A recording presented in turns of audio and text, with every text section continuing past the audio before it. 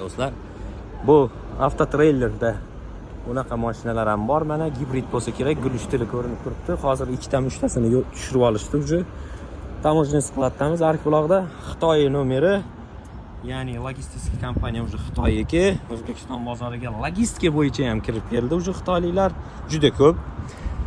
Xo'p. Tigaч ham Xitoyniki, prinsip ham Xitoyniki, shoper adashmasam Qirg'izistonlik bo'lsa kerak. Endi sizlarga savol. Shunaqa qisqa savol berib o'taman. Gazli tigachlarda xargosga qo'yishgan o'zbeklar, ya'ni avtovoz qilib. Ulardan ko'ra ikkita mostli shakman tigach, meni fikrim bo'yicha bir 40 litr bu tigachning rasxoti solyarkada. O'sha gazli tigachga qaraganda arzonroq logistika xizmatini taklif qilyapti bu kompaniya. Nimaga bu solyarka emas, suvda yurarmikin bu mashina? Menga qiziq bo'lyapti hozir. Shunaqa gaplar.